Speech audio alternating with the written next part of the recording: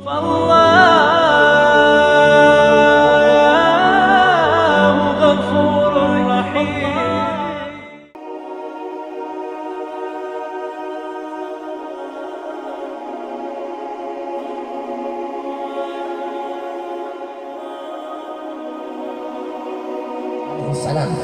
kitab Nasaihul Ibad, Al-Imam Ibnu Hajar Al-Asqalani, beliau berkata bahwasanya Nabi Allah Ibrahim alaihissalam, beliau menjadi Khalilullah, beliau menjadi kekasih Allah karena 3 perkara.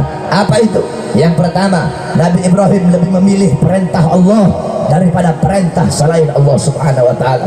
Ketika Allah perintahkan Nabi Allah Ibrahim untuk menyembelih anaknya, untuk mengorbankan anaknya, Nabi Allah Ismail alaihissalam, setelah sekian lama beliau tidak memiliki anak, Allah anugerahi beliau, Allah karuniakan beliau seorang anak yang tampan, yaitu Nabi Allah Ismail.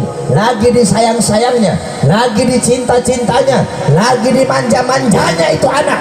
Tiba-tiba Allah perintahkan beliau untuk mengorbankan anaknya, Allah perintahkan beliau untuk menyembelih anaknya. Nabi Allah Ibrahim alaihissalam, ketika beliau mendengar kabar tersebut, sami'na wa ata'na, kami dengar, kami taat. Beliau tidak membantah perintah Allah subhanahu wa ta'ala. Ayah mana yang tega menyembelih anaknya? Orang tua mana yang tega membunuh anaknya?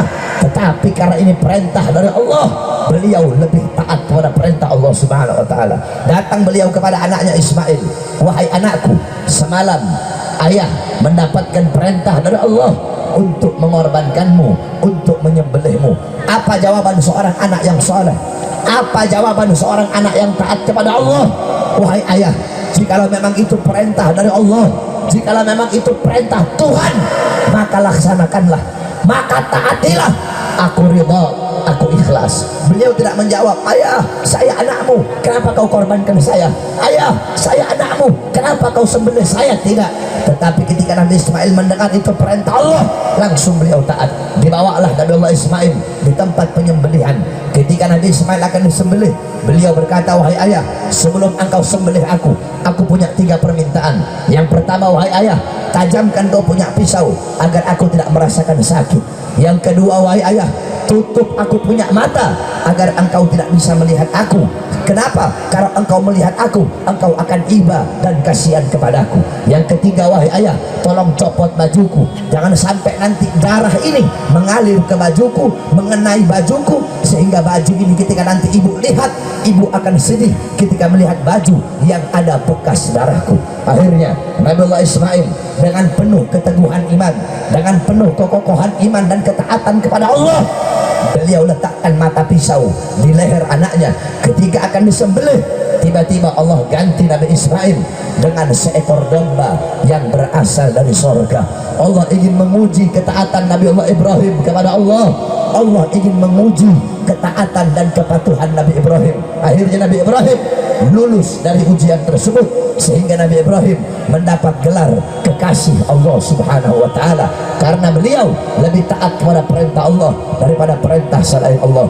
Allah gantikan Nabi Ismail dengan seekor domba yang berasal dari sorga. Makanya Sayyidina Ali bin Abi Thalib radhiyallahu an, ketika beliau ditanya oleh seorang pendeta, ada seorang pendeta Yahudi bertanya, wahai Ali, beritahu aku 4 makhluk yang tidak memiliki bapak dan tidak memiliki ibu, tapi 4 makhluk ini ada di muka bumi ya Allah subhanahu wa ta'ala. Sayyidina Ali menjawab, makhluk yang pertama Nabi Allah Adam alaihissalam, tidak punya bapak, tidak punya ibu.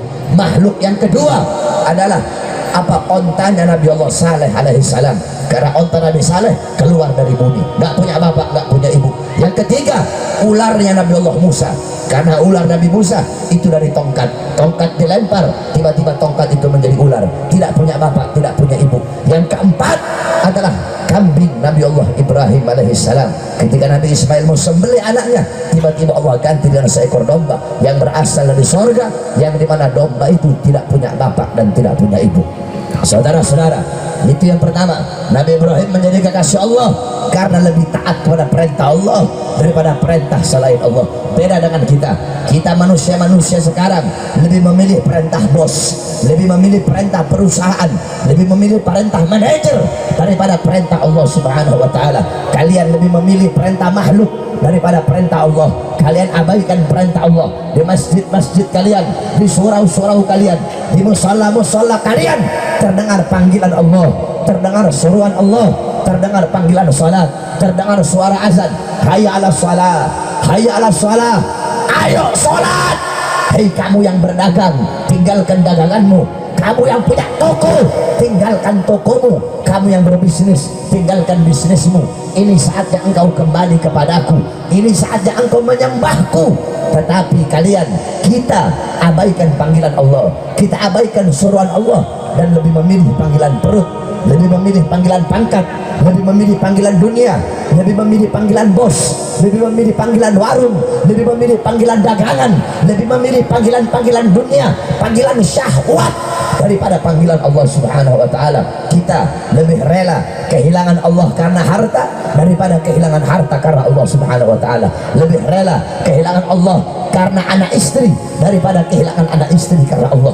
Lebih rela kehilangan Allah karena pangkat daripada kehilangan pangkat karena Allah. Lebih rela kehilangan jabatan karena Allah, lebih rela kehilangan Allah karena jabatan daripada kehilangan jabatan karena Allah Subhanahu wa taala. Nabi Allah Ibrahim, beliau lebih rela kehilangan dunia dan isinya asalkan tidak kehilangan Allah Subhanahu wa taala. Yang kedua, Nabi Ibrahim menjadi Khalilullah, menjadi kekasih Allah. Kenapa? Karena Nabi Ibrahim tidak pernah gelisah, tidak pernah risau, tidak pernah susah dengan segala sesuatu yang telah menjadi tanggungan Allah Subhanahu wa taala. Apa itu? Rizki. Nabi Ibrahim tidak pernah gelisah dengan masalah rizki, tidak pernah risau dengan masalah rizki. Beda dengan kita. Kalau kita masih mikir besok mau makan apa, kalau nggak kerja nanti nggak makan, kalau nggak sekolah nggak dapat ijazah nanti nggak kerja, kalau nggak kerja nanti pengangguran, nanti nggak makan, nanti susah, nanti miskin. Nabi Ibrahim, beliau tidak gelisah dengan segala sesuatu yang telah menjadi tanggungan Allah. Saudara-saudara, rizki adalah hak seorang hamba terhadap Allah Subhanahu wa taala. Jangankan kita, hamba-hamba yang tidak beriman kepada Allah, Allah tanggung rizkinya, apalagi kita hamba-hamba yang beriman kepada Allah. Banyak anak-anak muda sekarang ketika ditanya, kamu kenapa nggak kawin, kamu kenapa nggak nikah? Beb, saya kalau kawin nanti anak orang mau dikasih makan apa, Beb? Nanti anak orang mau dikasih makan apa? Kalau ada anak-anak muda begitu, itu anak-anak muda goblok itu, saudara-saudara. Nggak yakin sama Allah, kayak nggak punya Allah, kayak nggak punya Tuhan. Bahkan bukan cuma anak-anak muda, banyak ustadz kiai sekarang. Dulu ada pernah satu ustadz, saya tanya, Ustadz gimana kabar? Alhamdulillah Beb, saya mah baik atuh Beb, cuma apa, kalau saya mah baik, cuma kantongnya nggak baik. Saya bilang, Ustadz goblok. Ada ustadz kiai ngomong kantongnya badan mah sehat Beb, cuma kantongnya nggak sehat. Ustadz goblok itu, kiai goblok. Kalau ada yang ngomong kantong nggak sehat, kamu nggak punya Allah. Terus selama ini kamu makan dari siapa kalau bukan dari Allah? Bukan kamu yang tidak punya Allah, bukan kamu nggak yakin kepada Allah, tapi kamu tidak pernah bersyukur kepada Allah Subhanahu wa taala. Oleh karenanya jangan risau, rizki telah ditanggung oleh Allah. Rizki ada dua, ada rizki yang mencarimu, ada rizki yang harus kau cari.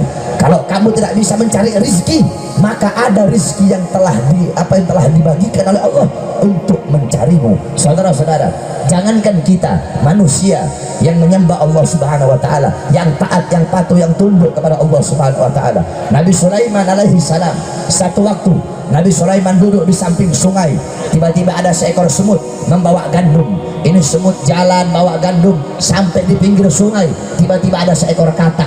Ini katak keluar, ini semut masuk dalam mulut katak, ini katak masuk dalam sungai. Tiba-tiba ini katak keluar, ini semut keluar, sudah tidak ada gandum. Kemudian Nabi Sulaiman nanya, wahai semut, apa yang terjadi? Ini semut jawab, aku diperintahkan oleh Allah untuk membawa rezeki seekor cacing yang buta yang ada dalam sungai tersebut. Di dalam sungai itu ada sebuah batu, di dalam batu itu ada sebuah lubang. di dalam lubang itu batu ada seekor cacing yang buta, yang tidak bisa cari makan, tidak bisa cari rezeki. Aku diutus oleh Allah, aku diperintahkan oleh Allah untuk membawakan rezeki itu cacing. Kemudian Nabi Sulaiman nanya, apakah kamu tahu apa tasbih, apa puji-pujian itu cacing kepada Allah? Dijawab oleh ini semut, ya, aku mendengar apa tasbihnya, aku mendengar apa pujiannya, apa tasbihnya, apa pujiannya. Itu cacing memuji Allah. Segala puji bagi Allah yang telah menjamin rezekiku. Seekor cacing yang buta, kalau aku saja cacing yang buta dijamin rezekinya, maka bagaimana dengan hamba-hamba yang beriman kepadanya? Oleh karenanya jangan risau, jangan gelisah dengan rezeki yang telah ditanggung oleh Allah Subhanahu wa taala.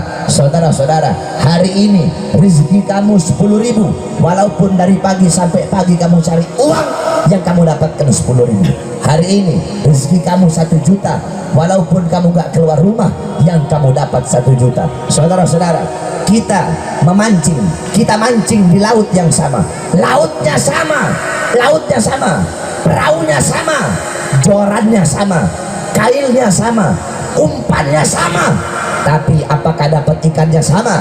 Tidak, saudara-saudara. Si A dapat ikan 2 ekor, si B dapat ikan 5 ekor, si C dapat ikan 7 ekor, si D nggak dapat ikan, padahal lautnya sama, perahunya sama, dayungnya sama, jorannya sama, kailnya sama, umpannya sama, tetapi rezekinya tidak sama. Seperti itulah rezeki, semua telah diatur oleh Allah. Yang penting kita ikhtiar, yang penting kita berusaha untuk mencari rezeki tersebut.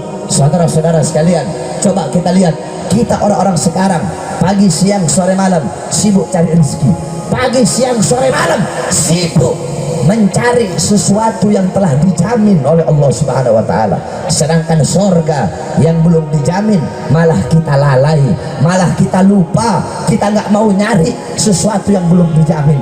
Surga belum dijamin, tapi kamu tidak bersungguh-sungguh mencarinya. Sedangkan dunia, sedangkan rezeki yang telah dijamin, justru kamu bersungguh-sungguh nyarinya. Harusnya kebalik, surga yang belum dijamin harusnya kita bersungguh-sungguh. Rezeki dunia biasa-biasa saja. Oleh karenanya Nabi Ibrahim menjadi Khalilullah.